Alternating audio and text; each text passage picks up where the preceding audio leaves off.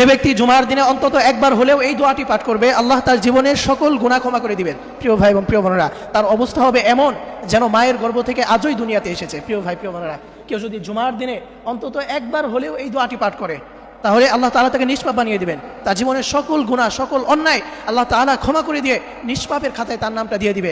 একটা শিশু বাচ্চা যখন দুনিয়াতে আসে, তার যেমন কোনো গুনাহ থাকে না, সে যেমন একদম নিষ্পাপ হয়ে যায়, কেউ যদি জুমার দিনে অন্তত একবার হলেও এই দোয়াটি পড়ে, তার অবস্থা ওই শিশুর মতো হবে।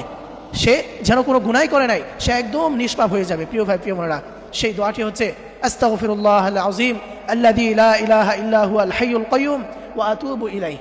আমি আবারও বলছি, সেই দোয়াটি হচ্ছে আস্তাগফিরুল্লাহাল্লাযী লা ইলাহা ইল্লা হুয়াল হাইয়ুল কাইয়্যুম ওয়া আতুবু ইলাইহি। এই দোয়াটি জুমার দিনে আপনারা অন্তত একবার হলেও পাঠ করবেন, এবং বিশেষ করে আপনারা আসরের নামাজের পরে মাগরিবের আগ মুহূর্তে, মানে আসরের পর থেকে নিয়ে মাগরিবের পূর্ব মুহূর্তে, এই টাইমটাতে আপনারা পড়ার চেষ্টা করবেন। কারণ জুমার দিনের গুরুত্বপূর্ণ সময় হচ্ছে এই দিন, এবং এটা শুধু জুমার দিনে না, প্রত্যেক দিনের গুরুত্বপূর্ণ দিন, এবং হাদিসের ভাষায় যেটাকে বলা হয় দোয়া কবুলের সময়, আসরের পর থেকে নিয়ে মাগরিব পর্যন্ত, এই সময়টাতে আপনারা অবশ্যই চেষ্টা করবেন এই দোয়াটি পাঠ করার। তাহলে ইনশাআল্লাহ আল্লাহ তাআলা আপনার জীবনের অতীতের সকল গুনাহ ক্ষমা করে দিয়ে আল্লাহ তাআলা আপনাকে নিষ্পাপ করে দেবেন। আল্লাহ তাআলা আমাদের সকলকে এই আমল করার তৌফিক দান করুন। সকলেই পড়ি আমিন।